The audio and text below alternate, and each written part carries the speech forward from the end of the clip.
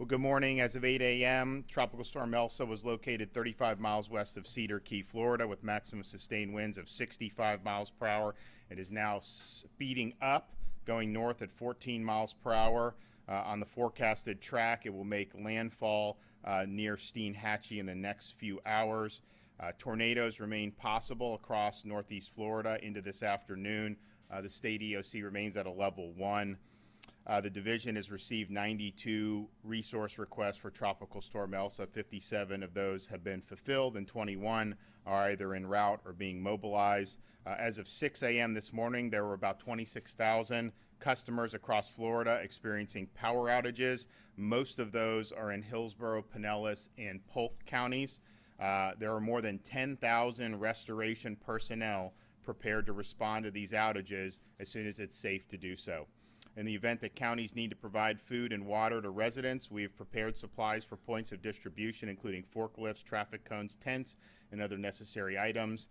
The division has staged 24 generator units, 24 water pumps, 5 HVAC units, and 64 pieces of equipment such as forklifts and pallet jacks used at logistical staging areas. There's not been reports of really significant structural damage anywhere in Florida, fortunately, at this point. As of 7:30 this morning, no healthcare facilities have reported power outages. Our Agency for Healthcare Administration is in close coordination with healthcare providers and will assist with the transfer of patients if needed. As the storm passes through Florida, there are some important safety precautions to remember. There are reports of flooded roads and trees down. Don't drive your vehicle into standing water. As little as 12 inches of fast-moving water can carry away a small vehicle. Be aware of fallen or hanging power lines. Don't approach or touch the power line. Report down power lines to your electrical company as soon as you can. If your home is taken in water, don't use wet electrical devices. And if you've lost power, do not use generators inside your home or inside your garage, and do not put it immediately by a window with the window being open. Carbon monoxide poisoning can be life-threatening, and there have been more deaths from carbon monoxide poisoning over the last 4 years than there have been for direct impacts in storms in Florida, and we've had some significant storms hit our state. So listen to local officials in your county health department on the safety of water supply. In the event of power outages, bottled or boiled water can be used for drinking, cooking, and personal hygiene. We're monitoring the storm as it makes landfall. We'll provide additional updates. I ask Floridians to simply be safe and use common sense. All things considered, where we looked at 72 hours ago, I think the impacts have been less than what we thought would be reasonable. So we're fortunate. We saw a little bit of a wobble to the west when it was approaching Tampa Bay, which potentially minimized impacts there. It is going to go into our Big Bend area.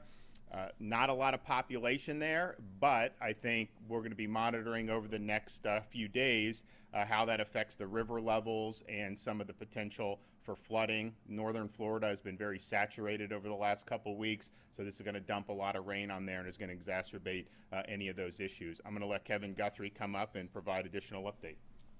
Thank you, Governor. Again, thank you, Governor. Thank you for your leadership, as always. Thank you for stressing the importance of storm safety, especially as we begin to see some of those power outages coming in. As you begin to see damage from Tropical Storm Elsa, I want to emphasize the importance of documenting that damage in your communities. The division works very closely with FEMA. In fact, FEMA is here in our building on post-landfall operations to conduct damage assessments and ensure that all damage is properly submitted and documented. The best way to capture this damage is via photographs. This includes taking pictures of debris, high water lines, and property damage. You can assist in this effort by taking photos of the storm damage now. This will also help you ensure that any insurance claims you may need to submit once the storm passes will be obviously valid and help speed up that process. Accurate and comprehensive documentation of damage can help the state secure federal recovery funding. So as you begin to do your own damage assessments, please take pictures of your homes, the surrounding areas, and other areas in your communities. If you choose to upload photos of the damage through social media, please remember to tag the division so we can add it to our damage documentation as well. The division is at FLCERT That's at FLCert on Facebook and Twitter. We'll use these damaged photos, as I've already said, to work with FEMA.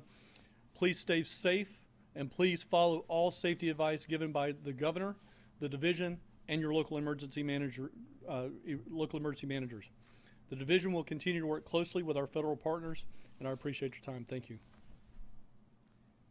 And 2 weeks out, nothing, right? Do we see anything? Okay, so we don't see any tropical activity right now in kind of the 2-week horizon. But I would just caution people. This part of the year is really not the major leagues for tropical cyclone activity. I mean, as we get into the middle of August, September, early October, the vast majority of significant activity occurs during those time periods. Obviously, you can get it June, July, you can get it even in November. But this was something I think that we've been able to handle fine. But there is going to be more activity. I mean, we don't have anything on the horizon, but people just need to be prepared. And as these storms come, we're going to have to deal with them. So we'll have any additional updates, but I think you're going to see it go through the Big Bend and end up in Georgia today. And we'll look to see what type of damage is, and we'll be there to respond with any assistance that we can provide. That I could take a couple questions. Well, Governor, I know it's been a relatively mild storm, but have any injuries or fatalities been reported? And also, what's the status of the National Guard? Were there any additional I don't think we have any reported, correct? There's no fatalities, and we've got about 50 national. Yeah, so we have had no reports of fatalities. And then we've had 50 National Guard for probably the last 72 hours.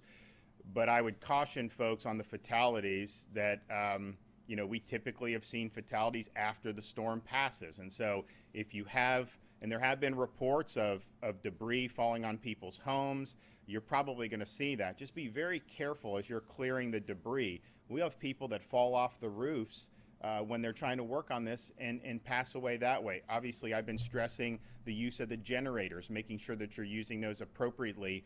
And we obviously have a very dynamic state. There's been a lot of people that have moved in here since we've had Irma.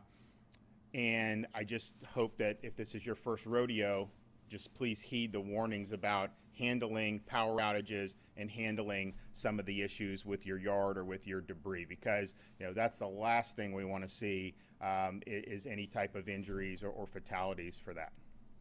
Can I ask you about Surfside? As you've worked through that tragedy, 2 questions. There's a lot of people who reside in high-rise and aging high-rise condominiums around the state. Is there anything that you think that the state should be doing? Do you support asking for recertification of some of those very old buildings? And the second question is, how has this tragedy and working with those people and the families, how's it changed you?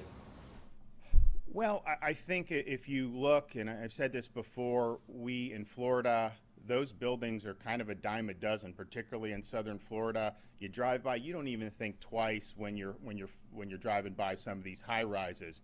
So you have a tragedy like this, and this is one where I've met with a lot of these families at this point, and you learn about the people who lived in there. Wouldn't have probably thought twice under normal hustle and bustle of normal life. And so you see the impact that they had. And I mean, these families, these are big, some of them big, beautiful, great families. And their lives have been shattered with this. And I think in different ways, depending on the individual that's missing. But you see that pain is very, very deep. And I think the fact that the building came down and there was a waiting game, and those search and rescue were there. They were doing everything they could. They did everything right. The Israeli team, when they came, said that those Miami-Dade folks were doing everything right.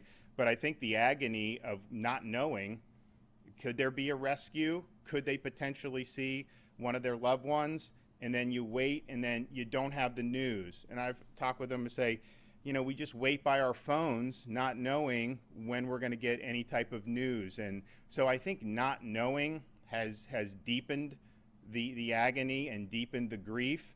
And of course, those guys are working around the clock to be able to identify everybody. But it's been, I think, a unique tragedy.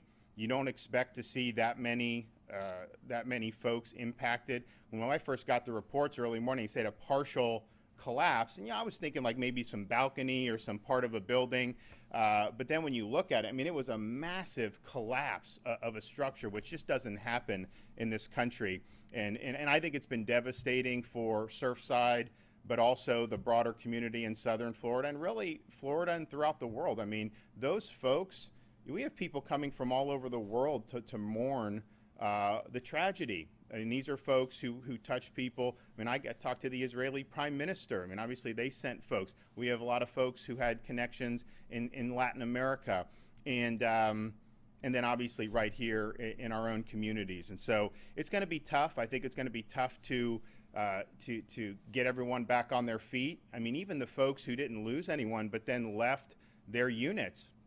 I talked to folks that literally, if their unit was 10 yards more in one direction, they would have been in the rubble. And they actually have pictures of showing as they're leaving.